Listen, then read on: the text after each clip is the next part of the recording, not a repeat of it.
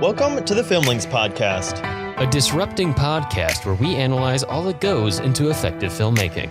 I'm Jonathan. And I'm Alex. And this is episode 160, Cahiers du Cinema Part 3, François Truffaut. François.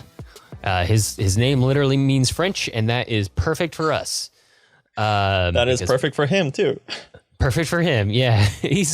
He's maybe the most well-known face of the French New Wave. So there's a lot to talk about with him. And it's honestly because he was so straightforward and so well written in terms of just writing out everything he thought and putting it in publications. Yeah. Rather straightforward to address. It is shockingly straightforward, unlike some of the reclusive Romer or the contradictory Godard. But before we dive into the man, the myth, the legend himself, I want to talk again about a little more context for the new wave. We talked about before how the new wave didn't just apply to cinema. It kind of applied to the whole generation of new media, as well as the new young person generation in the 40s, 50s, and 60s, the boomers, essentially, who were suddenly at the head of all of this creative intent and trying to make either a conscious break from the past, study it and honor it and make something new with it, or kind of both at the same time. But when it comes to the French New Wave, as we know it as the film terminology and the film movement, that often gets conflated with Cahiers du Cinema, not unrightfully so. The Cahiers du Cinema crew that we're spending the time talking about over this 5-episode series were very much the guys who led the French New Wave, but they were not the only people and the only film journal that were part of the French New Wave, lowercase, as part of the whole broader cultural French scene of the time that existed or had a film journal or had ideas about film. For instance, there was L'Écran. Again, I just want to say up front, I apologize for everything I say in French. I don't understand how your language works. I'm sorry. Was founded by the French Resistance and had a strongly French nationalistic bent, which makes sense for a journal that was founded by the French Resistance. Cinema 55 was founded in 1955, but would change its name each year. And they tended to cover a lot of the new filmmakers that were popping up in France at the time that were overshadowed by the Cahiers crew, because the Cahiers du Cinema crew, the French New Wave, were not the only people making new movies at the time in French that were interesting or relevant. They are the ones we're focusing on because they're the most successful and influential. I just want to emphasize that they're not the only people doing stuff interesting in France at the time. And of course, there's Cahiers du Cinema's arch rival, if such a thing can really be said, which is the magazine known as Positif, which was founded in Lyon at almost the same time as Cahiers. I believe it's still around too. And it would often end up kind of being, that rival or counterpoint to the Cahiers crew. It would often defend filmmakers attacked in their magazine, typically those ones attacked by François Truffaut, because he was a bit of a firebrand. And it tended to focus on film themes and scripts rather than politics and aesthetics of the movies as well. So getting into really technical analytics rather than big sweeping thematic declarations like François Truffaut was inclined to make. And of course, one of the maybe most important things about Positif was that they never had a group of their writers become world famous directors. And that's kind of the main point I want to bring up here about this recontextualization of the new wave, is that while the Cahiers crew is the face of the film movement in France at this part, it is very much a case of history being written by the victors. And so, especially when you're just dipping your toes into the study of the French New Wave and learning about these people, it's very easy to take everything they say at face value as being correct and true. So old French cinema bad, new French cinema good. We must change everything. We must break the system. But they were not the only. That wasn't the only idea that was prevalent in French cinema at the time. But it was the one that won out and became super influential around the world. Another side effect of that is that a lot of people near the French New Wave kind of get roped into it, even if they don't have all the same ideas that the Cahiers du Cinema crew have. For a good example of this is the Left Bank, which is Agnes Varda, Jacques Demy, and a few other people whose names are escaping me at the moment, but they are often tacked on to the French New Wave. Renoir, Chris Maker. Yeah, for instance, literally tacked on the book I'm reading about the French New Wave at the moment, where a lot of this information is coming from, A History of the French New Wave Cinema by Richard Newport. Actually, this is a second edition of the book, which has a new chapter on the Left Bank group. In that case, literally tacked on to the story of the French New Wave. And those in the Left Bank are a really good example because they were making new, interesting movies that were both honoring the stuff from the past, but also approaching topics in a different way and repurposing the semiotics of old cinema that were so successful for a new generation with a new outlook on the world and their life. But they often didn't share the same political worldviews or extreme bitterness towards the establishment that folks at Cahiers did. The groups were friends, by the way. I want to make that clear, too. I'm not saying they were enemies. I'm just saying sometimes people get roped in to the broader French New Wave ideology, which is very much represented by François Truffaut. He's the mouthpiece of the French New Wave in a very big way. Yeah. Across the board, though, this new generation of filmmakers, whether from Cahiers or not, we're studying the semiotics or the language of signs, what we often refer to as the language of cinema, of old cinema, and repurposing and remixing it to their own ends, which is what makes the French New Wave so interesting, was that radical idea that you could really fundamentally change what film looked like on a conscious level. I have a quote real quick just to add to this, a quote from Truffaut about the French New Wave, which is a perspective that I didn't totally have before I was reading. So this is from an interview that Truffaut did with Cahiers du Cinema after he had become a director, was not necessarily part of the magazine anymore, but they interviewed him and were kind of doing a retrospective of the French New Wave and getting Truffaut's take on it. And he says, if you recall the French New Wave as it was originally, to make a first film with a reasonably personal theme before you were 35.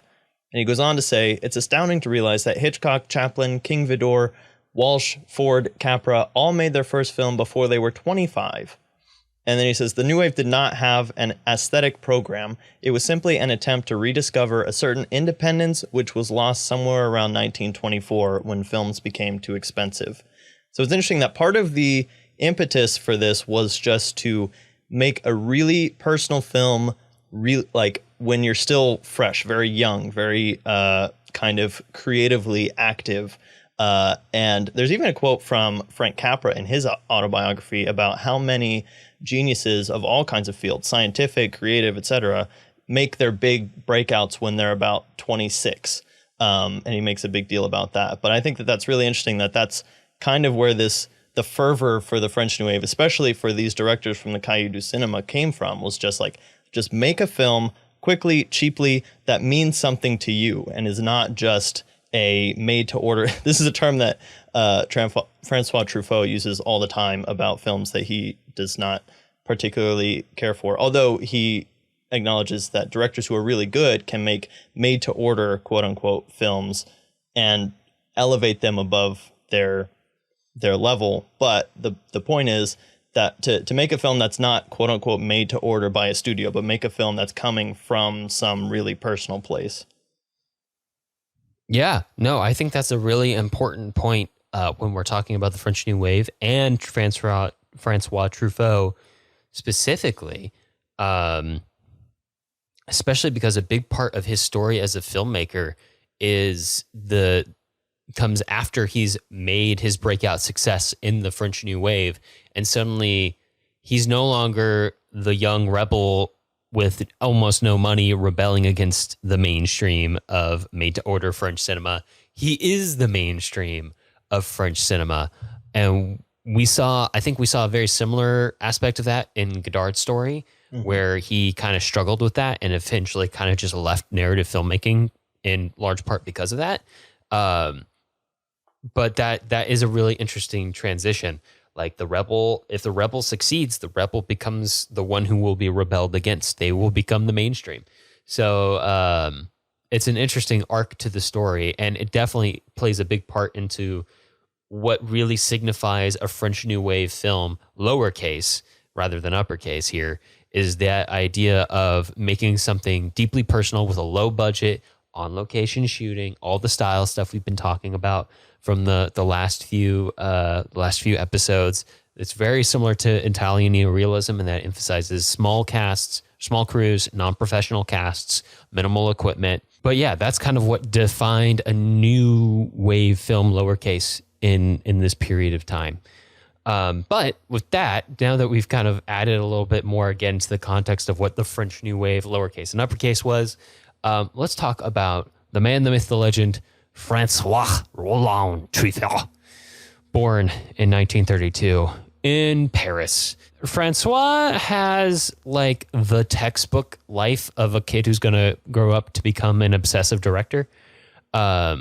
And in many ways, I think he is like the poster child for that.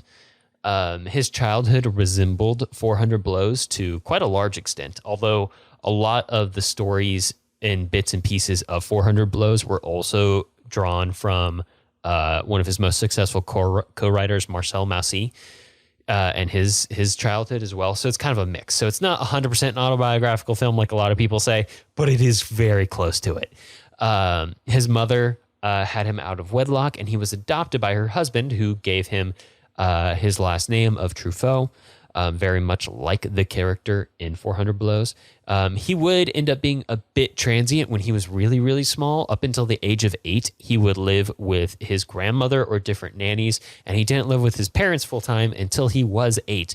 But even then, it wasn't a super stable home life or a super solid educational life as well. He would often escape said home life by going to the cinema, and after being expelled from multiple schools, he decided to become self-taught, air quotes on that, by watching 3 films a day and reading 3 books a week. This also would have been during the influx of American films post-World War II, and hence why so many American auteurs influenced Truffaut so much. This is when he watches all the Howard Hawks and all the Alfred Hitchcock, all the King Vidor, all of the influx of movies coming from America once the deals surrounding the Marshall Plan post World War II kind of forced the opening of that film market to American movies.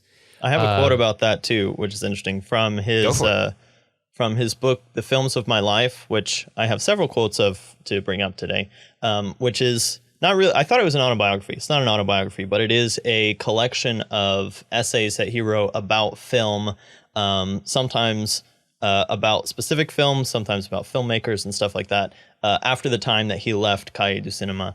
But in the preface to that, he says, "In those days, we saw all the good films as well as many of the bad ones, because our love for cinema was like the explorer's thirst, which moves him to drink even contaminated water."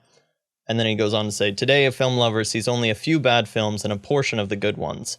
And so he's saying that, like, when he was starting out, he would just consume everything that he possibly could.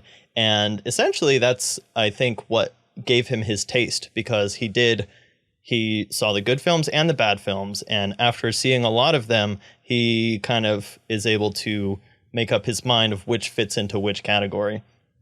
But yeah, it's not something that's an indefinite practice. Yeah, you know what? I totally understand, because I've spent a lot of time, especially in my early 20s, just going through like canon lists of movies that have been made by all the same director, or all feature the same actor, or all in the same series. And heck, even on this podcast, I think we've just definitely stumbled across a lot. We've watched a lot of really good movies. But man, oh man, going through some of those lists, you watch some bad ones too. Yeah. And I think that's a really good point. Yeah, you do kind of have to watch a lot of bad movies to truly understand what constitutes a bad movie. I think a lot of people these days just wind up watching kind of like middle of the road movies, like stuff that's probably not that bad, but also decidedly not that good either. Yeah. And so like, but the more really good movies you watch, I think the lower in your estimation the middle of the road movies fall. Yeah, no, that's kind of the point, right? Like they you don't have, if you only experience 3 stars on the scale, you'll think every movie you watch is actually 5 stars. But you have to go digging to find the 4 and 5 star films. Yeah, you kind of have to reach for it. They don't come out that often. Like honestly, one of the big advantages, and when I try to sell people on watching older movies, is that if they've stood the test of time up until now, after decades and years and sometimes centuries, and people still give them 4 and 5 star reviews, they're a good movie. Yeah. Like it might not be like your favorite thing, but you're going to get something out of it. Like, it's a good movie. The past has already been sifted through by generations of syndication and film journalists and film nerds like us who have kind of like found the hidden gems already. Whereas now everything's still a hot mess coming out of Hollywood, and it's going to take a while for people to really sort through it. That's why we don't talk about the awards show that shall not be mentioned on this podcast. Yeah, we don't do that anymore. No. It's a joke. Less than a year is not enough time to determine whether or not a film is resonant with a culture. No, it really isn't. It really isn't. And just the idea that there can be one best movie of the year is just absurd on its surface. Like, just ridiculous. That's not how art works, people. Like, the fact that everyone gets so mad about snubs is a little justified, but also really putting too much importance into this idea that one person can be the winner of that kind of thing. Like, more than one movie can be fantastic. More than one actor can be fantastic. A lot of the times the categories are arbitrary, but yeah, so it goes. Anyway. And behind the scenes, it's all political, but we've been on this train before. Yeah, it's all rigged. We know. But anyway, there is, and I found this interesting considering the connection between Truffaut and Hitchcock. There is a story that a very troublesome adolescent Truffaut got in trouble for stealing something. I don't think it was a typewriter like in the 400 Blows, but it was something similar to that. And his dad had Truffaut spend a night in jail for it as well, which mirrors a very similar story from a young Alfred Hitchcock. And I think that's an interesting comparison. I think they share a lot of the same neuroses, but I think they manifest differently. Hitchcock kind of ended up being a reclusive, kind of shy, awkward, sort of obsessive, whereas Truffaut ended up being a wear it on your sleeve, bold, brash, charismatic, loose cannon, obsessive. Yeah. I mean, it's really clear too, once we get a little past this in the story, that he's just obsessed and he does not know how to channel it. He's just so mad. But yes, Truffaut at the age of 18 joined the French army. He spent 2 years in it, but he spent those whole 2 years trying to get out of it. And eventually he just deserted, which, as you'll know, is illegal. And he was arrested and put on court-martial. But thankfully, before that time, while he was an adolescent, he had joined the cinema clubs. And there he made friends with one Andre Bazin, who we've also spoke about before. He's the founder of Cahiers du Cinema. He's kind of the guy who... To borrow a metaphor or analogy from one of the current made-to-order movies, he's the Nick Fury of the Cahiers du Cinema crew, assembling his Avengers. That's actually super accurate because he doesn't do any of the fighting. He just assembles. No, he just assembles them. And then he passes away early too, which I always feel bad about. But he does a lot for these guys and kind of gets them together to form their super crew. But yeah, he had the right political and economic connections to get Truffaut out of trouble and get him working at Cahiers. But once at Cahiers, Truffaut, the youngest and apparently angriest of the group, gained a firebrand reputation as the Gravedigger of French cinema and some other epithets that just float out there. There's been a lot written about that. Especially with his article, A Certain Trend of French Cinema. This is the famous one. This is the one that gets talked about the most when we talk about Cahiers.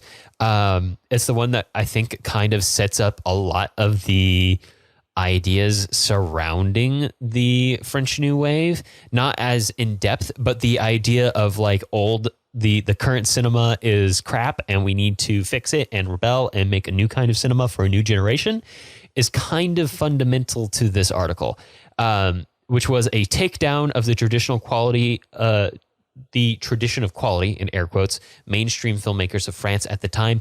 And he specifically listed like over 40 filmmakers, including some that are like pretty famous and successful, like Jean Cocteau, Jacques Tati, Genou Noir. Like he named some of those guys in that article, which is crazy to me. All of those guys I know he appreciates, though, because he likes them now. He just made such a name for himself by basically being the 1950s equivalent of a rage streamer. Like he was just making angry videos in his pickup truck in 1950. Can you imagine if he had a Twitter account in Twitter's heyday? God. He would just be like the one posting every day. Just watch this movie. Terrible. Just absolutely terrible. François Truffaut on TikTok.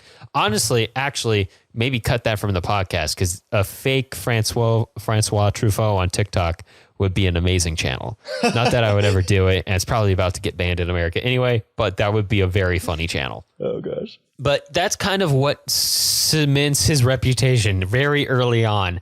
And he gets deals as well to be in other like weekly publications as like their film specialist article. But at that point, he kind of becomes a very successful writer about movies because he's so forthright with his ideas and so angry about them and willing to stir up like the type of reality TV drama over it. But that being said, he also does love movies and is obsessed with them and writes a lot about auteur theory. He's probably the guy at Cahiers who really makes auteur theory pop and become something so associated with it. Reading some of his writing, like we've understood basically what auteur theory is since we started this podcast, and we've brought it up many times. But I didn't realize how black and white Truffaut was about auteur theory until reading some of his writing. And he's intense. Yeah. So actually, I'm going to bring this up now just so that it kind of can coat the rest of the conversation, because in reading through a lot of these articles in his Films in My Life book, you realize that the auteur theory, and here actually this quote kind of exemplifies the beginning of the auteur theory. So again, in the introduction to Films in My Life, he says, "When I was 20, I argued with André Bazin for comparing films to mayonnaise. They either emulsified or did not.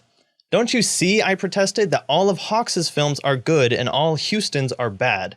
I later modified this harsh formula when I had become a working critic by saying, the worst Hawks film is more interesting than Huston's best. This will be remembered as La politique des auteurs, the auteur theory. It was started by Cahiers du Cinéma and is forgotten in France, but is still discussed in American periodicals, like this show you're listening to right now.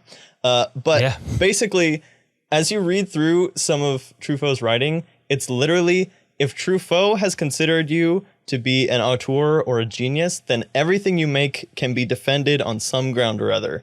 And if he does not think you're an auteur, then he will tear down anything that you make. And it's weird because I have a list. He craps on Huston, like in this quote. He does not like John Huston at all. I don't exactly know what his deal with Huston is. I don't know if he thinks he's pretentious or not, but he loves Howard Hawks. He loves Fritz Lang, Hitchcock, Capra, Ford, Lubitsch, Wilder, all those guys. And the other person that he craps on all the time is David Lean, which I thought was super interesting. And the common criticism... It sounds like he just doesn't like historical epics. I know, something like that. Well, the thing that he says about Lean a lot is basically that his films are filmed by committee. Like, I think he thinks that there's too many people involved in the pre-production and giving it to an editor being less involved, because Truffaut is very adamant about the auteur being involved in every part of that process. In that interview about the French New Wave that he did with Cahiers du Cinéma, he says, "Again, my favorite filmmakers are all scriptwriter directors because, after all, what is mise en scène exactly? It is the putting together of the decisions made during the preparation, shooting, and completion of a film. What we call mise en scène is clearly the common destination of all the thousands of decisions taken during those 6, 9, 12, or 16 months of work." So essentially, the more the director has a personal hand in making all of those decisions that go into a film coming out on the screen, the more of an auteur that they are. So if you're someone who, takes a script from a script writer and then just does the directing and then hands it off to an editor, you're not an auteur, and your film can be cut down by Truffaut. Yeah. I mean, that black and white frame of thinking is just so...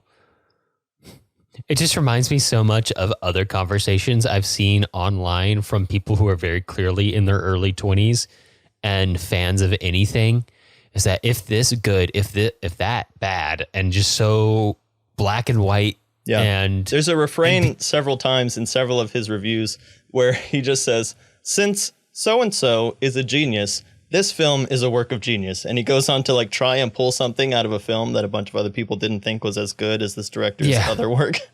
Yeah, it's not like the fundamentals of it aren't bad. Like the idea of auteur theory is clearly credible and influential, but when applied to such a black and white level, it does become arbitrary on some level and kind of blinding. And I think you see. And one of the most interesting things about Truffaut is because he starts off as a writer so early, when so many of his ideas are so nascent and so extreme, that you see him mellow out as he gets older. Yeah. And it's funny too, because you just mentioned two directors of historical epics, Huston and Lean, who he doesn't like. And then he goes and makes Jules and Jim, which is ostensibly a personal drama through the lens of a historical epic, which is hilarious. But also, I think some of his later writings do show that he matures, which is a fascinating thing to see and a rare thing to see with this much detail, because the guy just writes so much about himself and his own thoughts and his own creative process. Yeah. You can kind of watch that arc of his thinking. Yeah. But yeah, as we just explained, he's a huge proponent of auteur theory. And one of his biggest crushes ever was on Alfred Hitchcock. And he even published a full-length interview book called Hitchcock Truffaut, which we've brought up on the podcast before during the Hitchcock series. He began his short film work with financing from his father-in-law, making Une Visite from 1955 and Les Mistons from 1957, both of which are chock full of imagery and homages to other films. Silent era films, sound films, just lots of stuff like that. He wears his influences on the sleeve constantly. His feature debut, The 400 Blows from 1959, which we've also talked about before during our World Tour series, announced the arrival of the French New Wave and Truffaut as a director, and along with Breathless, is probably the most famous French New Wave film. It was incredibly successful and launched the Antoine Doinwell series of films, which would include one more short film and three more features. Truffaut, now a filmmaker with eyes on him, suddenly found the shoe on the other foot, with film critics, such as those at Positif, praising or decrying his work at every turn. In addition, he was suddenly bumping elbows and working with many of the filmmakers who he himself had taken shots at in articles. I think on either 400 Blows or Shoot the Piano Player, he worked with one of the writers whose work he had cracked on. I think it might have been Marcel Maussé. And suddenly they were friends and great collaborators. But again, he's going from angry film fan to more mature filmmaker who has to actually work in the world and understand the nuances of it, rather than arbitrarily assign everything in a black and white sort of way. He's perhaps most known to mainstream American audiences, and even then, probably just American audiences who were old enough to watch the movie in theaters at the time, from his role in Spielberg's Close Encounters of the Third Kind. Godard and Truffaut would actually have a falling out in the 70s. We mentioned this during the Romer podcast as well. Godard just got into a fight with everybody. I know he got into a fight with Romer. I know he got into a fight with Truffaut, and I know he got into a fight with Varda. Truffaut and Romer got into a fight and then reconciled. Yeah, they reconciled though. Supposedly over the alleged disingenuous nature of Truffaut's Day for Night. For instance, Godard just sent him this huge railing letter. It was like, what do you mean? Why is the director you're playing the only one not sleeping around? Were you trying to portray yourself as some kind of angel, blah, blah, blah, blah, blah, blah. I think I saw that he walked out in the middle of the movie. Yeah, he just did not like it. But the two had already been splitting apart for a while. Godard desired a much more Marxist political future for film, almost approaching like the level of propaganda, while Truffaut was critical of films that were made for primarily political purposes, viewing them as almost propaganda. In 1983, Truffaut unfortunately suffered a stroke, which then unfortunately led to the discovery of a brain tumor. On the day when he was supposed to attend the premiere of his friend Milos Forman's Amadeus, which we've also covered on the show, he passed away at the aptly named American Hospital of Paris. But man, there's so much context for these episodes. Yeah, what films specifically are we going to be talking about today, Jonathan? Yeah, and real quick, before we move off of the bio, I think it's worth noting that Truffaut was super prolific. He was putting out, basically a film a year or more than a film a year towards the end of his life. And like Alex and I were talking about before we started recording, tragic as it was that he died so young. I think he had 3 films in the works when he passed away. And if he had another 10 years of work in him, his oeuvre would just be massive. There would be like no way to cover it. But to try and encapsulate that, again, we're not going to talk about 400 Blows. We did that a long time ago. You can go check out that episode. But to encapsulate the rest of his oeuvre, we're going to talk about Shoot the Piano Player from 1960, directed by François Truffaut, written by François Truffaut and Marcel Moset, based on Down There from 1956 by David Godis, starring Charles Aznavour, Marie Dubois, Nicole Berger, Michel Mercier, and Albert Remy. Cinematography by Raoul Cotard. Music by Georges Delerue. Then we'll be following that with Jules and Jim from 1962, directed by François Truffaut, written by François Truffaut and Jean Girault, based on Jules and Jim from 1953 by Henri-Pierre Roche, starring Jean Moreau, Oscar Werner, and Henri Serre. Cinematography by Raoul Cotard and music by Georges Delerue. And we'll be following that with Day for Night from 1973, also known as La Nuit Américaine or American Night. Which is the French cinema term for a day for night shot. Right, which is also a pun, apparently, because I think there's a French joke that revolves around this pun of using the word night, la nuit, which sounds like the word ennui. And so it's also a pun on American boredom. So it sounds like ennui American and la nuit American. So American boredom, day for night, the American night shot, however you want to call it. Directed by François Truffaut, written by François Truffaut, Jean-Louis Richard, and Suzanne Schiffman, starring François Truffaut himself, Jacqueline Bisset, Jean-Pierre Aumont, and Valentine Cortez. And then a lot of other people, too. It's very much an ensemble movie. Huge ensemble.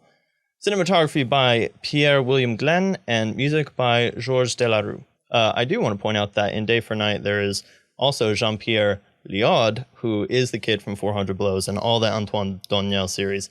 And he is one of the main characters in this. With all that being said, let's move on to talk about Shoot the Piano Player from 1960. Jason, take it away. Shoot the Piano Player from 1960. Charlie used to be a famous concert pianist, but after his wife confesses that his career is based on her infidelity, his life spirals down to the point where he is alone and spends his days playing tunes in a rundown bar while looking out for his younger brother, Fido. But when his 2 other brothers show up on the run from gangsters, Charlie and Lena, a waitress at the bar who has taken a liking to him, will be pulled into a life and death scenario. All right, Jonathan, before we get into the mise en scène and film semiotics of this movie, I do want to mention the context of Shoot the Piano Player. It was François Truffaut's second major feature film. He had his first, obviously, being the 400 Blows, super successful movie. This guy who was claiming he knew what was best for French cinema for so long, talking mad shit in all of his journals, became super famous as a writer. made a few shorts, was now suddenly a super successful director. He had proven he had done it. He had made this very artistic movie that was super financially and critically successful. And then he goes and makes Shoot the Piano Player, which is a very interesting movie, but very different from the preceding movie, The 400 Blows, and the following movie, Jules and Jim. It's very genre intense, very stylized, breaks the fourth wall a lot, in some very interesting ways, but a lot of people reacted to it in not the best way. It's not that it's a bad movie. It's just so different from what he made before that a lot of people were worried that Truffaut maybe really didn't know how to be a great filmmaker. He had made this thing that was so critically successful. Why is he making a genre piece now? That doesn't make any sense. And it was a big part of the reason why Truffaut would go on to make Jules and Jim after it, and in the style that he did. And this is kind of part of that transitional phase where he's suddenly becoming a very famous director, and now all these eyes are on him, and now he's not quite as free to have the hot takes and big swings that he was when he was just a film critic and film writer who was making some interesting short films and writing in a lot of journals. So that's kind of an interesting thing for it. But this one is very stylized with a lot of very heavy genre film influences, especially from American film, noir, and gangster flicks, and specifically a lot of James Cagney movies, a lot of his gangster movies. Specifically, I always think of White Heat because it has the snowy house hideout up in the mountains, and we've got one of those too here in Shoot the Piano Player. There's also, there's no Truffaut film without Hitchcock influence, but you can see like a little bit of the wrong man kind of tropes sneaking in here too. Yeah, that's a good point. Yeah, our lead character, our protagonist, is not really like the one the gangster should be going after, but he's close enough that he's going to have a big problem with it anyway. Yeah, and there's also some of those themes in the theming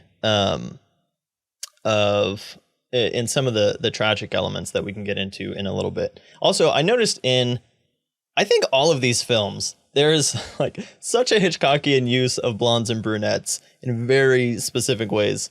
Yeah, no, that's fair. And another thing you realize when you read a lot of Truffaut writing is that women are one of the most important aspects of cinema, and he admires directors who put a lot of emphasis on their female characters. And I think he said somewhere that like half of the reason he goes to movies is just to watch the women interact and stuff. Not like in a creepy voyeuristic way. I mean, he is French, all so that goes voyeurism. Yeah, and he's French, so that goes without saying.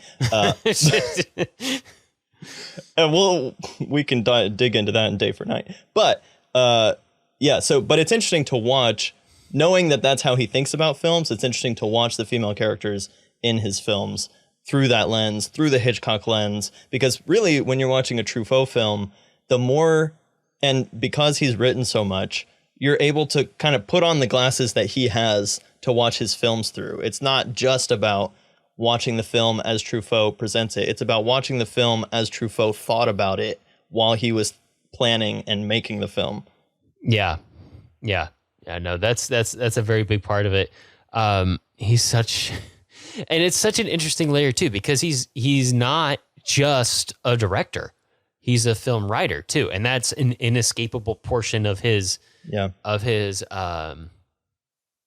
persona and his style.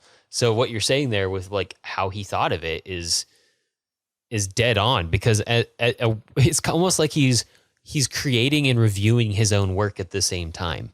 Like it's an inescapable influence of Truffaut the writer on Truffaut the director. Yeah. And it's like what we talked about with Romer. Romer has a quote where he says, we weren't critics who became filmmakers. We were filmmakers who dabbled in criticism. So Truffaut thinks like a filmmaker, but he always has the critic in the back of his head too. So even when he's making films, he's thinking about the way that it's going to be critiqued and stuff like that. And he does a really good job in his own criticism of painting stories with broad strokes and seeing through to the symbolisms and seeing, what the implications of really specific moments are that you could think only relate to the plot specifically, but actually have bigger implications. So it's fun to kind of try and break those out. But also Truffaut is very different. Like, as much as he takes influence, he makes films in a way that's completely his own. And I think also because he has so much context, like we always talk about, originality comes from a amalgaming of many different influences, and Truffaut has so many influences that it's really hard to like pick up on exactly what he's saying, because there's so much that goes into each thing, that unless you are as broadly knowledgeable or versed as he is, which is very difficult, then there's always something that he's thinking that you're missing probably. Yeah, no, unless it's a very specific shot.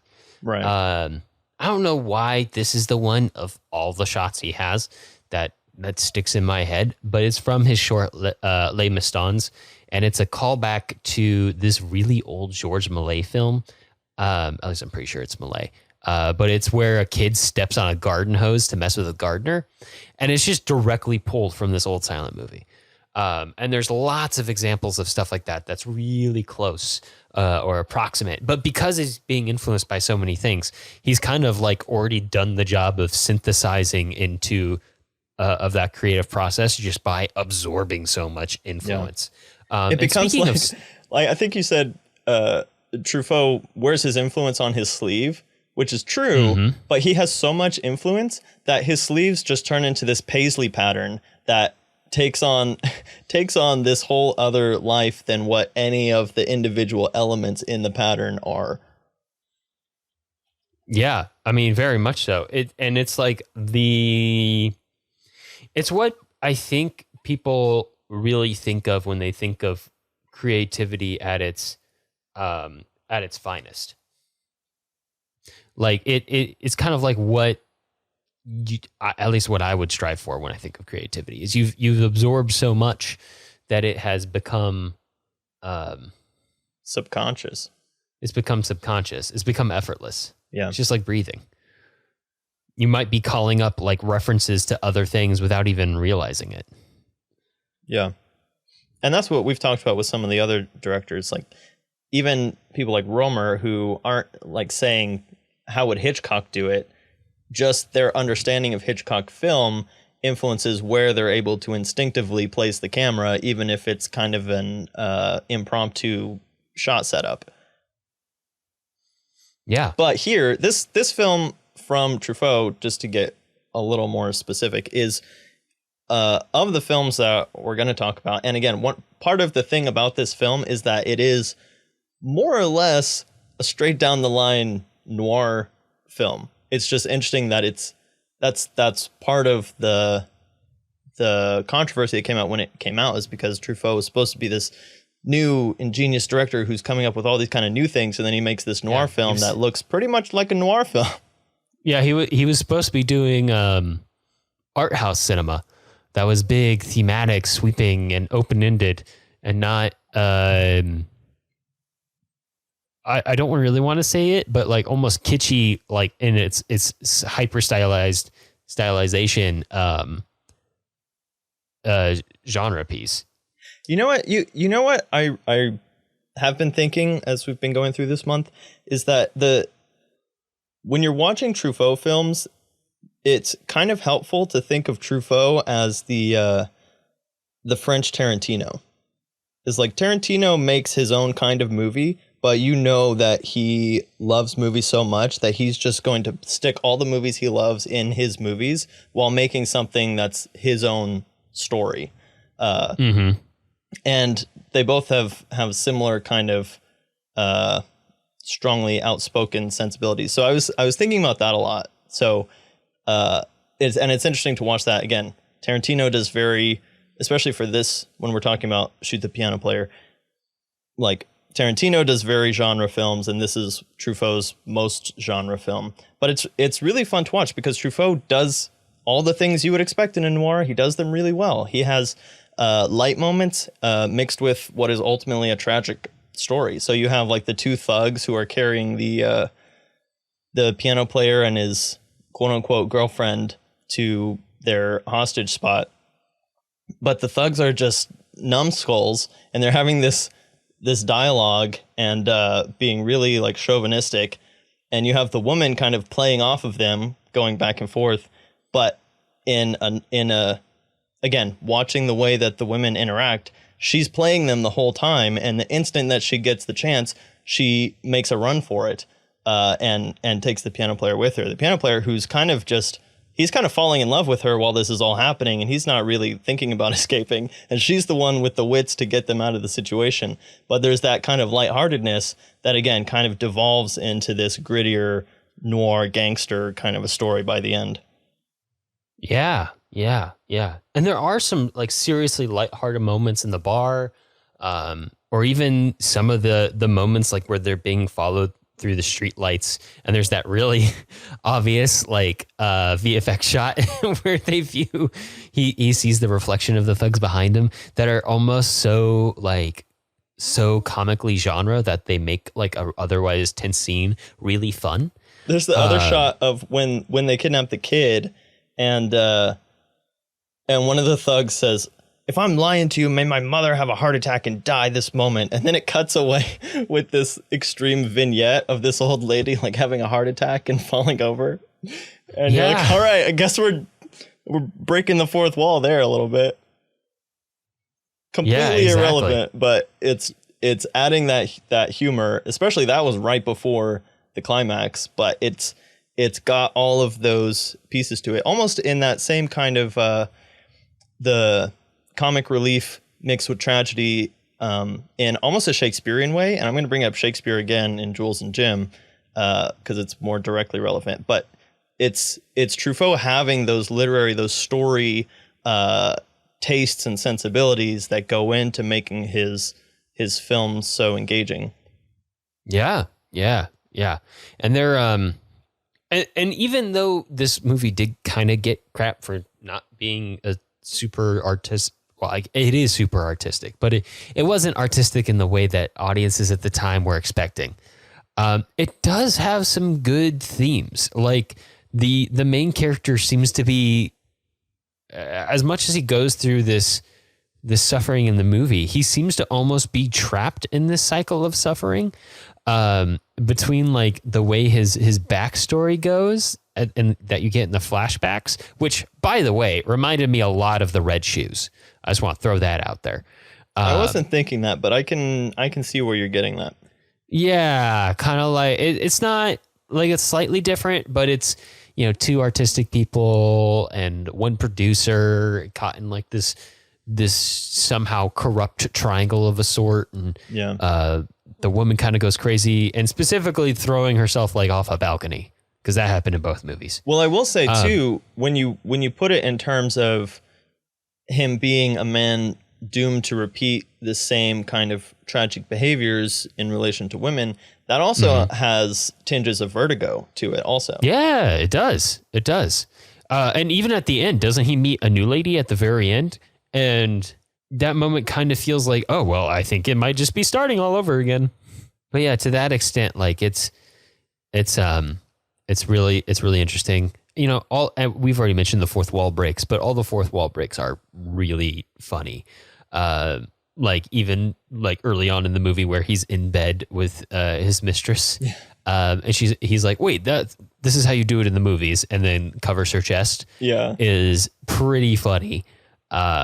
And just very, I think he says this is how they do it in American movies. Or this is how they do it in American movies. Yeah. Again, which is doubly funny because it's Truffaut. Right. So none of these are fourth wall breaks like Godard does. No characters are talking to the audience. It's Truffaut breaking the fourth wall with the audience by putting in those intercuts, by putting in dialogue that references films, while we know that we're watching a film. Even though to the characters, it's all on the up and up.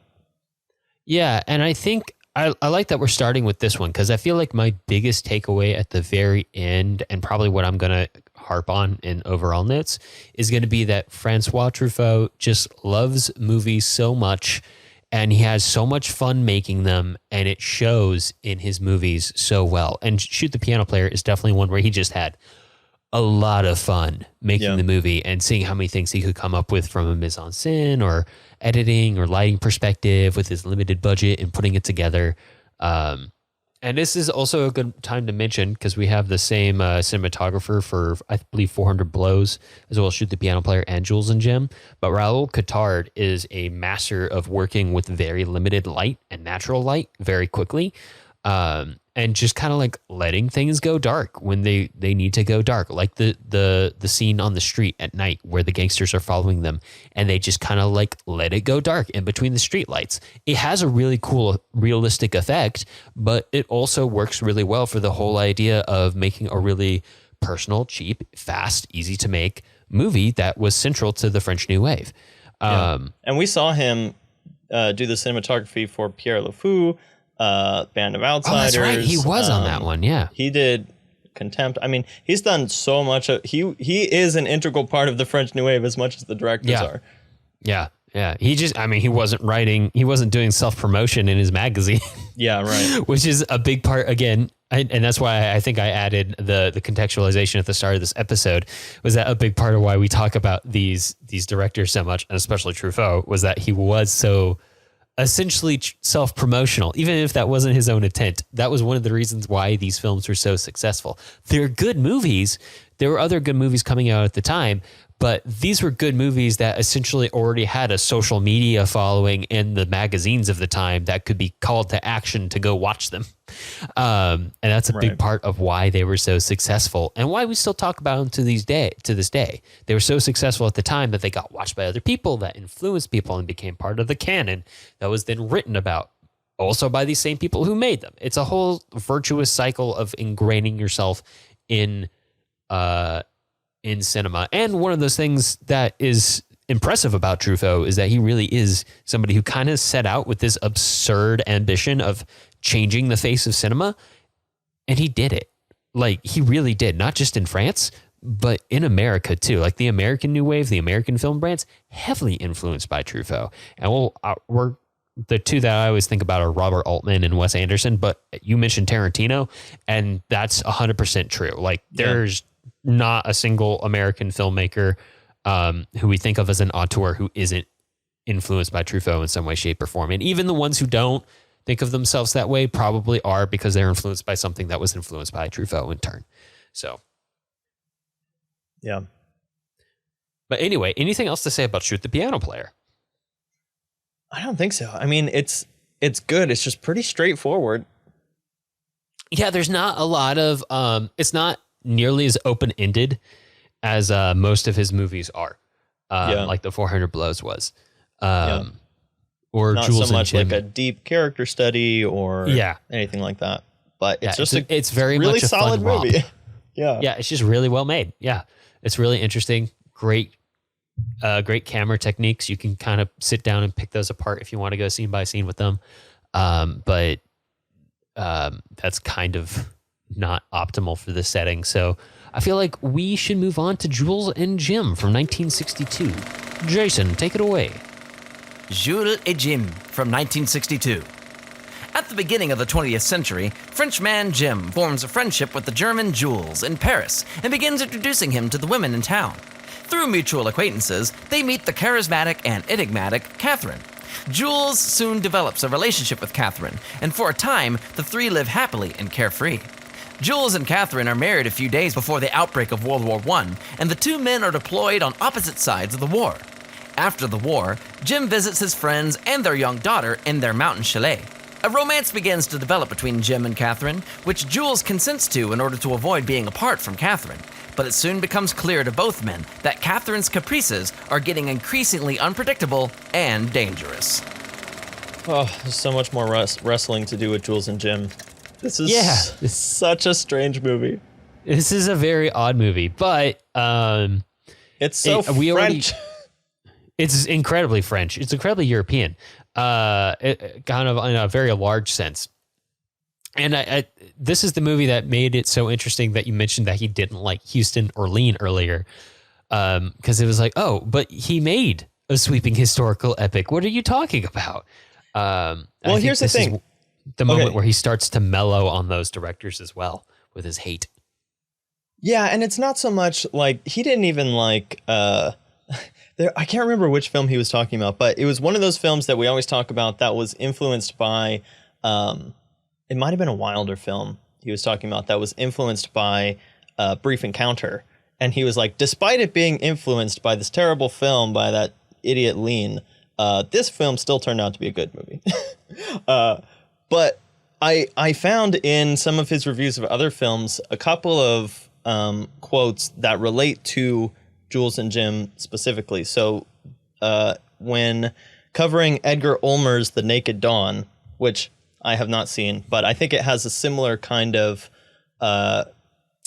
relationship triangle or something like that. And he says, one of the most beautiful novels I know is Jules and Jim by Henry Pierre Roche, who shows how over a lifetime two friends and the woman companion they share love one another with tenderness and almost no harshness thanks to an aesthetic morality constantly reconsidered. The Naked Dawn is the first film that has made me think that Jules and Jim could be done as a film, which is a really interesting insight before this film comes out, but also a description of two friends and the woman companion they share love one another with tenderness and almost no harshness thanks to this an aesthetic morality constantly reconsidered is not exactly how I would describe the story. No, it's much more turbulent than that. Yeah. It's like they're both, I think definitely once we get past the very early portion of the film and out of like the roaring 20s, it's almost constant suffering from everybody on all sides. Like they do remain friends, but it's not easy, and there's definitely a lot of turmoil and probably some undiagnosed mental health issues going on with Catherine. Oh my gosh, she's nuts. So yeah, I mean, for me, to bring it back to Lean, which Truffaut would roll over in his grave if he knew I compared this, but it falls somewhere between like The Great Gatsby and Dr. Zhivago, in terms of its, I don't know, kind of boisterous tonality and also this strange morality kind of consideration that drags on for a long time. I will say the most impressive and enjoyable parts of the movie to me are the tonal shifts and how effective they are at every point in time. Because the movie does cover like from the early 1920s through up to right before World War II. So it kind of does chart that feeling, and the vibe of the decades essentially matches the vibe of the characters. So it's very carefree and fun, and the music and the mise-en-scène and the cutting pace and all the actions early on in the movie are very fun and carefree. And it has the same Band of Outsiders kind of a yeah. Vibe. You get the idea that like they can make any decision they want and it wouldn't really impact them. Not in the long run. Which is exactly what's challenged throughout the movie.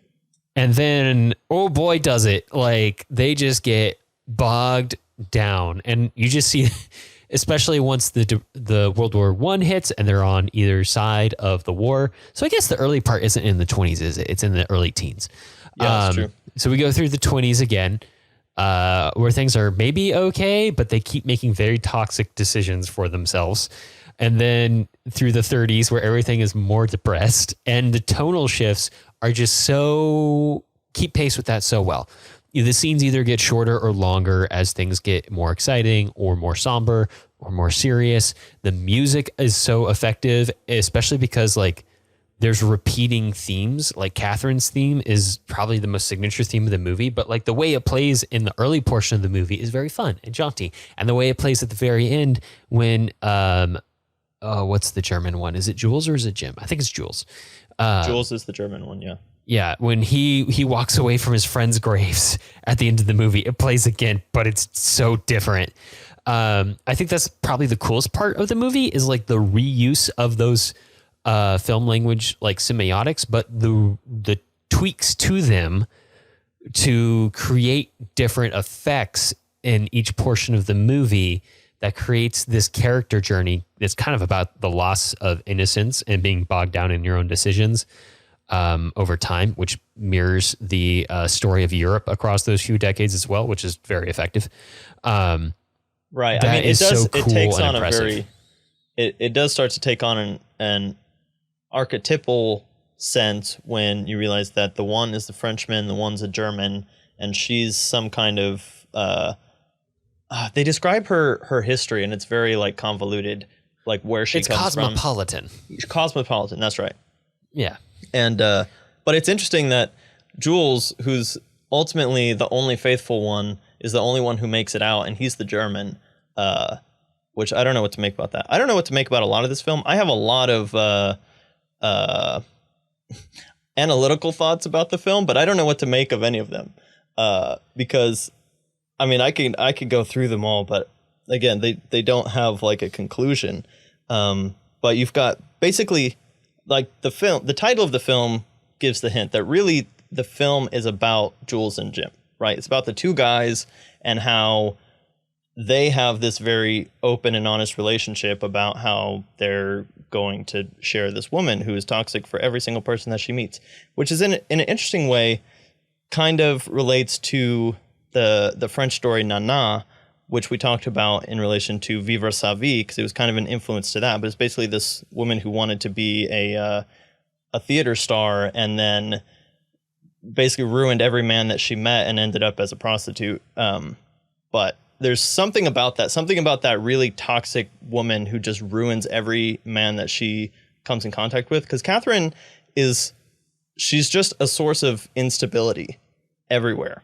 And she has a quote, two things that I think are interesting. I think when they first meet her, Jules and Jim have this exchange where one of them says, she teaches everyone who looks at her Shakespeare. And so there's this theme of Shakespeare that runs through it. And I think you see that in the Thomas disguise, this idea of disguises and double-facedness. But really, Catherine is only secure when she is not tied down or not understood. Like she has to be wearing some kind of mask or mystery in order for her to not go completely off the rails, which is a form of going off the rails in itself. There's some pretty strong theming around that. I mean, even the idea, like the way she's introduced through the statue, where they go and find the statue and they're so drawn to the beauty of the statue. And then they find a woman who matches the statue. And so they enjoy being around her aesthetically, but they're so focused on like the outward aesthetics and the good positive moments that they're just so blind to the bad ones. And it's kind of like this superficial sort of love that this superficial kind of obsessive, dangerous kind of love that they're both suffering from over the course of the movie that just makes them do very silly, very foolish things. There's also over the course of the film. And it kind of tracks with the way Catherine's depicted to the audience as well. Because like the first few scenes and I guess montages she's in, she seems pretty, she seems fun. They're having all these fun adventures. You get the sense that maybe there's like, they're definitely probably both in love with her. So how's that going to shake out? But as the movie goes on and you see other sides of her, you start to be, you still want to see the end of the story, but you're like, oh no, oh no, oh no. Yeah. Every single time she's on screen. So the way she's revealed to the audience kind of tracks with that. Yeah. It's definitely interesting. I think it's meant to be confusing, but there's also one other thing I wanted to point out, which is that the on-screen story of Jules and Jim kind of played out a little bit behind the camera as well. Oh no, I did not look because into this. all the dudes on set, including François Truffaut, fell deeply in love with Jean Moreau, who plays Catherine. And apparently there were multiple fights between the guys on set. I don't think physical fights, just like getting angry at each other, over who got to spend time with her and stuff like that. It's all honestly kind of childish and ridiculous. And so it's really interesting to bring that back to the movie and watch these two guys essentially kind of like fail to grow up over the course of the movie. Like the way they act is at the beginning of the movie is very carefree, but it's also very juvenile, and very unreal in a lot of ways, and not taking themselves very seriously. It's not just carefree, but it's immature in the fact that they don't seem to acknowledge the consequences of their actions, whatever they do. But then the love they kind of have is almost very much that teenager-y love where they put this woman up on a pedestal and it doesn't matter what she does, she can't knock herself from it. Which is odd because they also suffer these large traumatic outside events like going through World War I. That's just so you would think would mature a person, but they just refuse to do it. And sometimes I wonder if they only refuse to grow up because they also hang on to that friendship in that way. And maybe if they were alone and had to make those decisions alone and didn't have someone backing up their decisions like they do in the movie, that they would be forced to make different ones or accept the consequences or the responsibility for their actions and the way their lives took, the shape their lives took. It's interesting in that way. But again, like while there are strong themes, it's intentionally open-ended.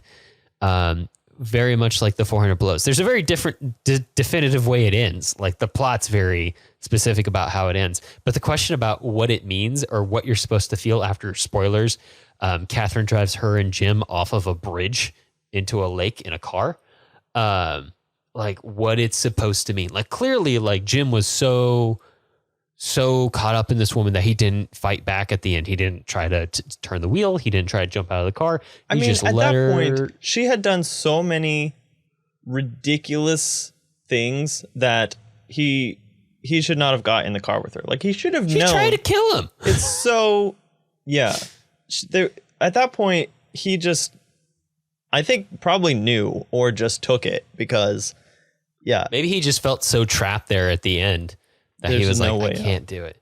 But yeah, like the deeper you dive into it, like the more questionable you can say it's, the more questions you have about calling it a movie about friendship. Like, is it really? Like, that's like the fundamental like impetus that gets the plot rolling. But is it really? Like, it's about so many other things. And it does remind me of, and I know Truffaut is a Lubitsch fan, but Lubitsch made this movie called Design for Living. I don't know if we've covered this on the podcast. I have the criterion for it, so I think maybe we have. We didn't talk about that one specifically, but I think it came up in our Lubitsch conversation. But it's a very similar plot where two American men fall for the same European woman. And they try to have a similar sort of arrangement, but it keeps falling apart. But it's also much more of a comedy than this. Lubitsch loved that kind of stuff. He did not have any cynicism about that kind of thing. Yeah, nobody drives anybody off of a literal cliff in that film. But I'm curious how much of an impact that one had on this one, because I fully believe that Truffaut was fully aware of that. And I know Jules and Jim was a novel adaptation, which is also curious because a lot of Truffaut's gripes about the tradition of quality had to do with adaptations. Not that he didn't like adaptations, just that he didn't like the style of adaptations. He thought that a lot of the times the adaptations were trying to recreate literary effects in ways that did not pertain to film language. And so it's interesting to me that he did take on adaptations like this. And obviously 400 Blows was an adaptation as well. But and try to do it his own way and his right way, or what he considered to be the right way. And this one was very successful as well. Also, I just wanted to mention that Albert, the photographer friend, looks so much like Adrian Brody. When they're doing the opening credits for the movie and they're showing everybody, which again feels very much like a Wes Anderson film. Yeah. I just saw him and I was like, oh, that's Adrian Brody. Am I sure I'm watching the right movie? Is this from the right year? Yeah, and then they keep growing and shaving their mustaches, and it gets very confusing. Yeah, it really does. Also, so right after I finished the movie, I basically rewound it and ended up watching half of it again just to try and figure out if I was actually understanding it. But I realized when you first meet her, I think Jim is taking her out of her apartment or something, and then she does two really big red flag things.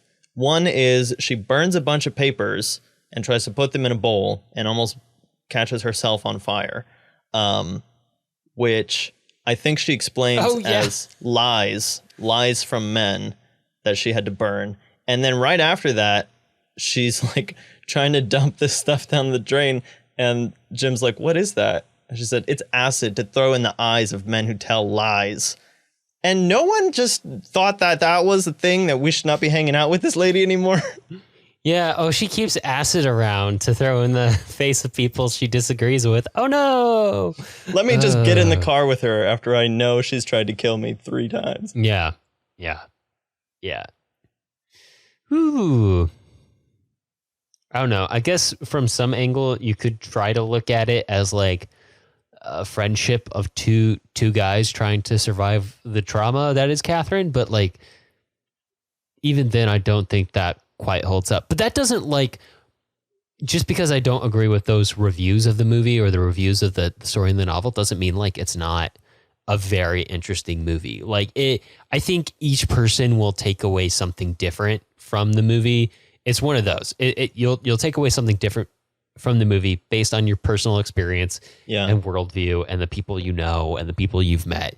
And I think that's what's impressive about Truffaut's Hopefully films everyone and takes just it good as a films in cautionary general. tale, though. Yeah, well, yeah. I mean, some people will take it as a precautionary tale. Some people would be like, oh, I've been there. Some people will fall toxically in love with Catherine, like all the people on set did. Yeah. Like it's one of those things, but like a well-made film allows that space for you to bring your own experience into it. And that's kind of what Truffaut does well with his open-ended films. And I think a really good example of that is our next and last movie that we're going to talk about, which is Day for Night from 1973. Jason, take it away. Day for Night from 1973.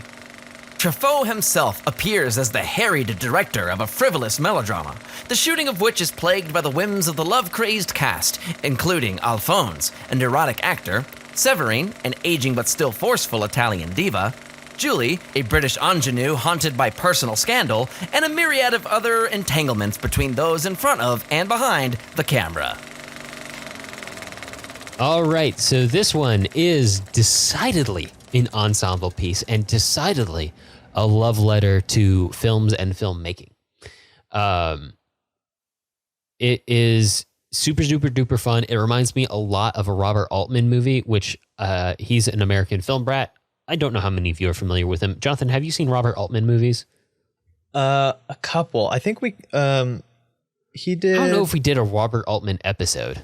No, we didn't do an episode, but he did The Long Goodbye. We covered The Long Goodbye, I think. He did do The Long Goodbye. But ironically enough, The Long Goodbye is like the one that bucks the trend.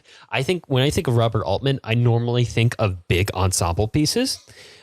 Most notably Nashville, which is, oh gosh, what is that set against? It's in Nashville, but I think it's at the World Fair where like the Pantheon that's in Nashville is first created and presented by like the president or something like that. But it follows the story of like 16 different people over the course of this day and how all of their lives intertwine and meet. But it's more about like diving into the culture of that moment and being in that moment at like, I think it's a bicentennial or something like that.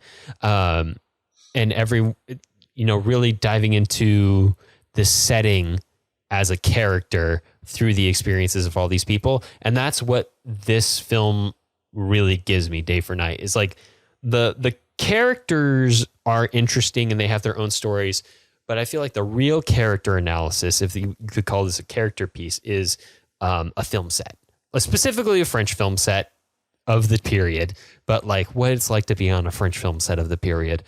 And probably to a hyperbolic level, but probably also not as hyperbolic as you would like to think. Yeah. Which reminds me of the stories of people's reactions to Spinal Tap, where people in the music industry, where everyone was like, oh, that's such a great parody. And then if you talk to somebody in the music industry, they'd be like, it's way too close to being true. Yeah. So like everybody on the film set sleeping together and having these very interesting dynamics, and everybody's very dramatic about their careers or nervous or anxious. And the director trying to hold everything together, which is very, very, very fascinating. And also reminds me, I will say, because obviously Wes Anderson's a big Truffaut fanboy, but reminds me of a lot of Wes Anderson's more recent pieces, which have gotten increasingly ensemble focused over the years. Well, he's always been ensemble. It's always getting been ensemble. More meta, I think.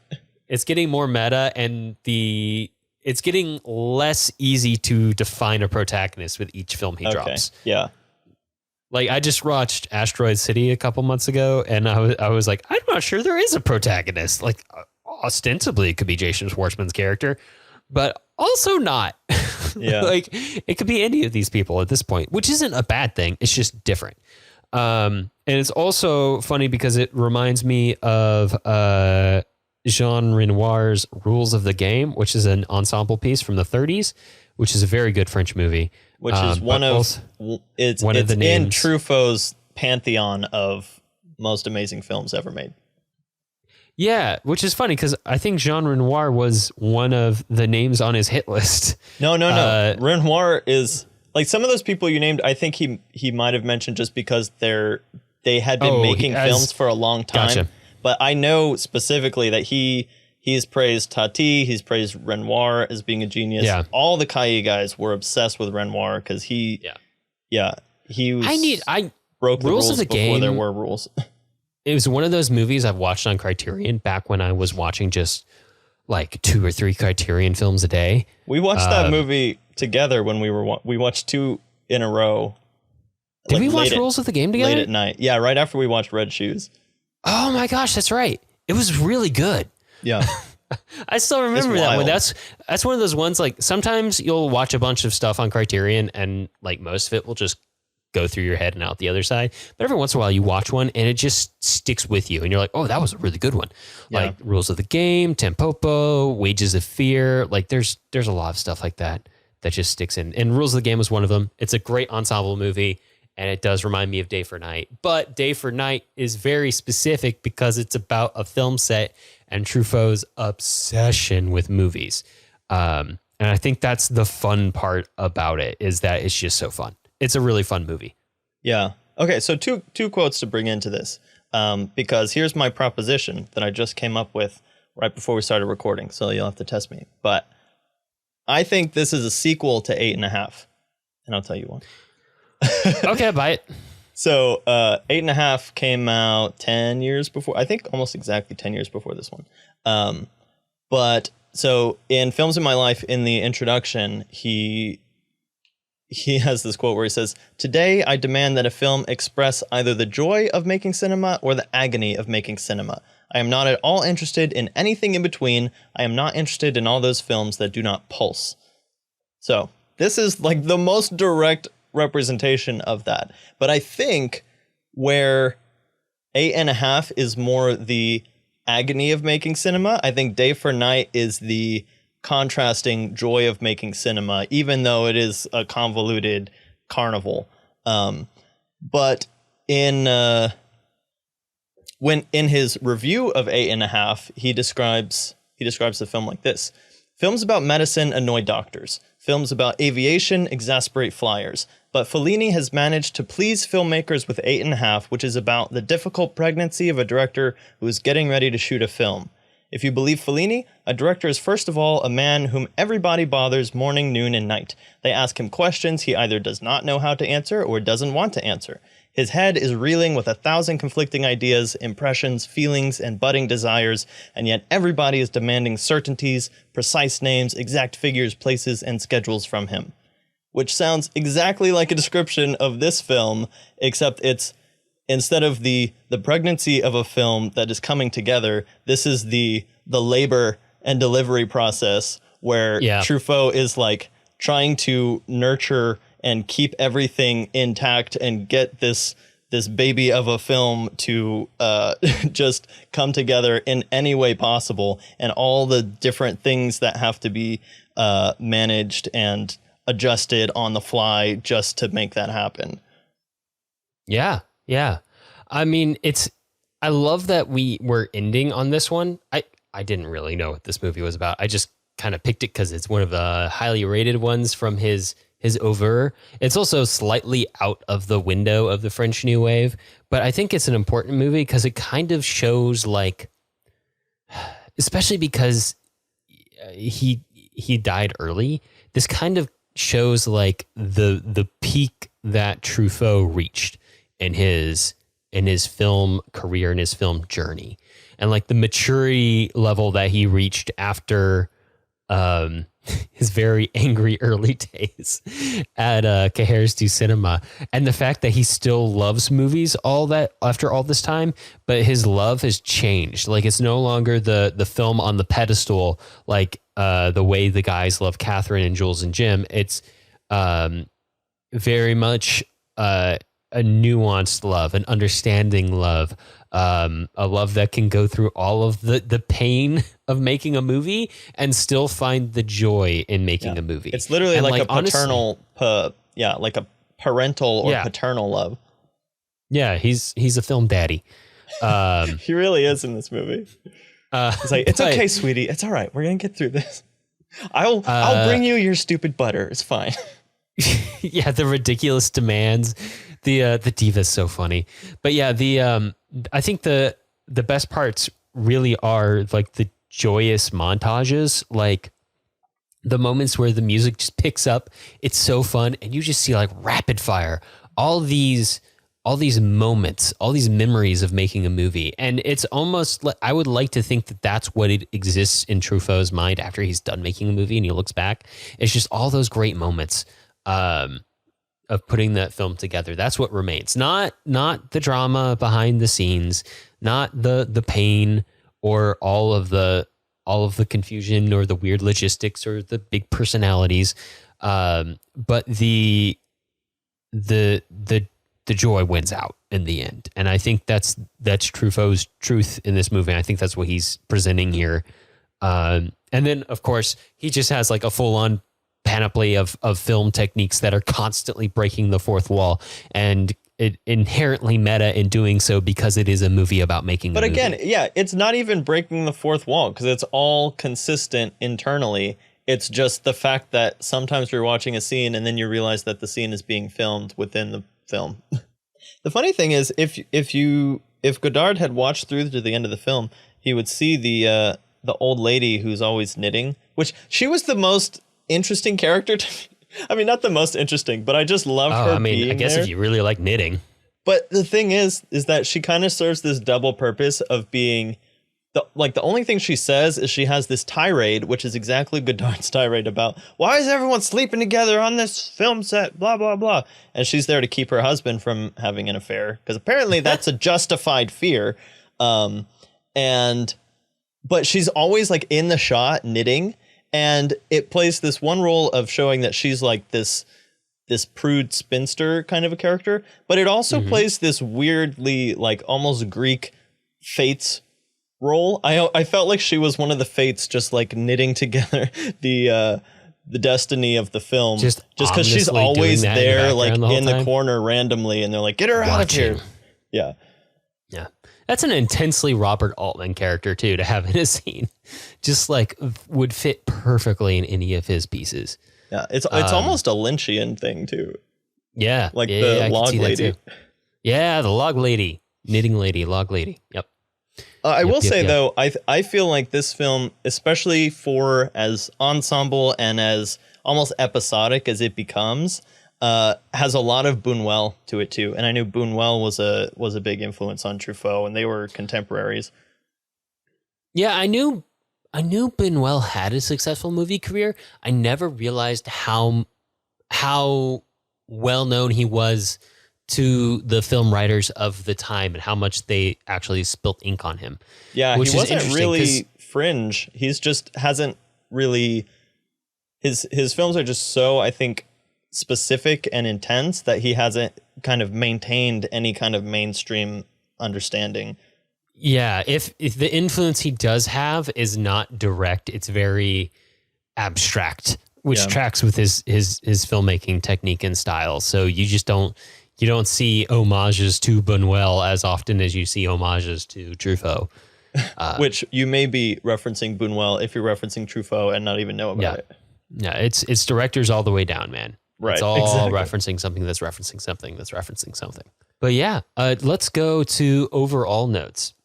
So I feel like in addition to being like the face of the new wave and the guy who's most self-consciously about the new wave, like the book I'm reading calls him the ringleader of the new wave. I think that's very accurate. He was very into his own hype and the hype of his fellow directors. I feel like more than anything else, Truffaut really kind of created the template for the modern auteur filmmaker, and kind of like defined it in a lot of ways. Like even looking at like his I mean, he just upbringing. literally defined it written out in words. He did do that too, but like the way he was like, I'm obsessed with movies. I'm going to watch a bunch of them as a kid. And then he would write about movies, and then he would make short films, and then he'd have breakout indies, and then he'd have mainstream hits. And that sounds normal to us now because it's what happened to Nolan and Tarantino Scorsese and Spielberg. And Scorsese and Spielberg and Anderson and the other Anderson. But it really was unique for the time. It wasn't normal to do that on your own and not be somebody who was picked to start a directing career after working at a studio. Like it truly was like the indie filmmaker to mainstream filmmaker path was created by the French New Wave in a large way, although I'm sure you can find examples of other people who did it before them. They were kind of the ones who popularized it, certainly. But even going deeper than that, the way Truffaut would use the same cast and crew over and over and over, the way that he would have a very hyper distinct feel and style, and wearing his own influences on his sleeve and talking about his own movies and talking about the influences on his own movies. These weren't things that the people who were in the French New Wave and called past auteurs, it wasn't things that those auteurs did. It wasn't something Hitchcock did until Truffaut came along. It wasn't something Hawks did or Huston did.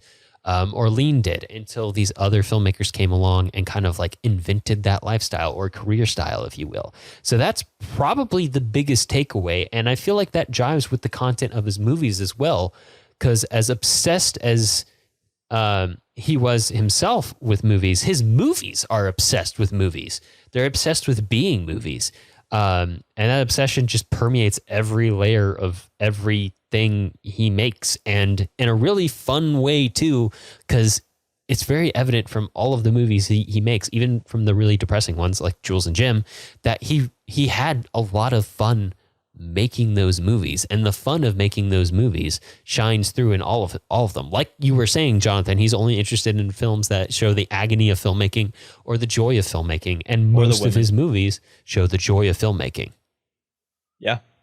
And I think it's important to add to that, that he not only came up with this idea of auteur theory and this kind of way of thinking about films, but he invented film buffism. He is the first cinephile. Because there's a documentary about his book on Hitchcock, which is called Hitchcock Truffaut. It came out in 2015, I think. But it's a bunch of modern directors talking about how influential Truffaut's book was for them. Wes Anderson, I think, literally has the quote that he had a paperback of the Hitchcock book, and it's just a pile of papers now bound together by a rubber band because he flipped through it so much. But the idea that everything we know about how influential Hitchcock is didn't exist before Truffaut. Like, people knew that Hitchcock was a director and a good director, but they thought of him as like basically making popcorn flicks for people. And they didn't think about how intentional Hitchcock was about everything that he did until Truffaut sat down with him and said, how did you make that shot? How did you make that shot? Why did you put these shots in this order? And like really dove into the art of filmmaking that no one had ever done in a systematized, cataloged way before. And so you have Truffaut to thank for our podcast. You have Truffaut to thank for film schools. You have Truffaut to thank for so much of what it means to take cinema as an art form. And, you know, even as much as we decry the state of popcorn cinema today, just the fact that there is a place for cinema in a kind of widely regarded artistic sense is largely due to people like Truffaut and the Cahiers guys who took it very seriously and really wanted to know what makes it work, how can we make it work for us, and how has it worked in the past, where's it going, and just really considered it rather than just letting people with a lot of money make whatever films they think are going to make even more money. Yeah, no, that's a great point. He really did invent like the first canon of film study. And he certainly wasn't alone. There were all of those cinema clubs all over France, but he was the guy who went out and like did it big. He became the big writer. He became the big director. He became the face of the movement, the face of the French New Wave. And that really is why he's so important. Even to this day. Like I don't think I was being hyperbolic when I said earlier that he set out to change the face of cinema, and he changed the face of cinema, not just in France, but the world over. Like and even think about it today. How many times have we talked about like, oh, the Korean New Wave? Oh, the Thai New Wave. Like almost every breakout cinema from around the world or film industry from around the world essentially takes impetus, influence, and its name from the work that Truffaut did. Except maybe the Italians. They might have beat them to it. Yeah. Actually, that's a good point. Before you even started working on his short films, Truffaut was a assistant on sets for Roberto Rossellini while he was still just a film writer. So he takes a lot of very direct first hands-on influence from the Italian neorealists and learning how to make those deeply personal, cheap, quickly made, hands-on projects that he loves to talk about so much. So that's a good point too. And that's actually I'm glad you brought that up because it kind of points out one of the two big differences was when you talk about Italian neorealism versus the French New Wave. Italian neorealism is a name applied after the fact to a group of people who did not really think of themselves as such. It's a historical term that we created to better categorize and understand a series of artistic creations that were influenced by a similar set of influences post-World War II in a very specific location because of very specific reasons, but wasn't done so consciously. The thing that makes the French New Wave different and makes the French New Wave special is that it was self-conscious and it was intentional and it was doing those things on purpose. And it did take influence from the Italian neorealism movement, but it said, that's a good idea. Now let's really do it. Let's put our back into it. So that's kind of like the big signature difference between those two movements and why you probably can't even call the first one a movement at all. Yeah, agreed. All right, Jonathan, what are we talking about next time on the podcast? All right. Well, we have our next director who I don't know all that much about. So it'll be really fun to dig into his career. And although I do know that several of his films are at the beginning of Truffaut's book on Hitchcock, he has a list of films that have been indirectly or directly influenced by Hitchcock. And several of Chabrol's films are on there. I think he had a penchant for thrillers, which we're going to see some of those. So we're talking about Beau Serge from 1958, Les Cousins from 1959, and The Good Girls or Les Bonnes Femmes from 1960.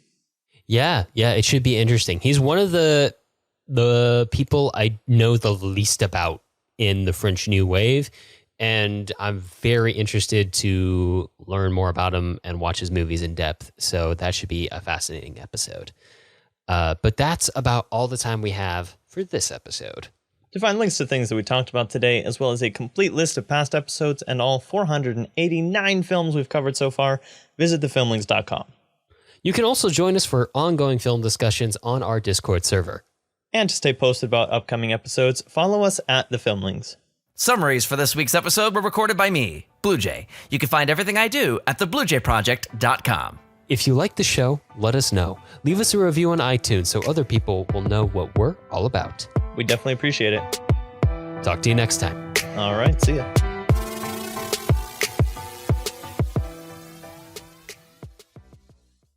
Okay, I have a question, Jonathan. All right. So I wanted to confirm that this was a technique that Truffaut did intentionally and not that I was just watching a bad version of this movie.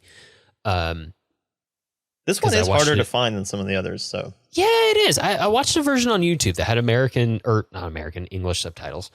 But there were a couple moments where the scene just cuts and there's a time code at the bottom counting down.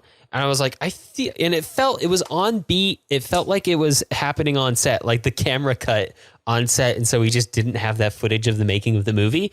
I have that version too. I think that was a copyright evasion. Oh, okay. I'm 90% sure that someone did that and they're like, here's your countdown. The movie will be right back. But like things keep happening. People keep talking. I don't think it was internal to the film. I think that's because we bootlegged it. Because the first time it happened for me was when when the diva was having like a breakdown, and it almost made sense where it happened. It was like, okay, she's having a breakdown. Let's get the camera, and then you just hear her have her meltdown, and then it comes back and she's collecting herself. And I was like, oh, that actually, I don't know if that was intentional, but it works. Yeah, no, I don't think that was intentional. That's probably too Godard. Yeah, that's very Godard.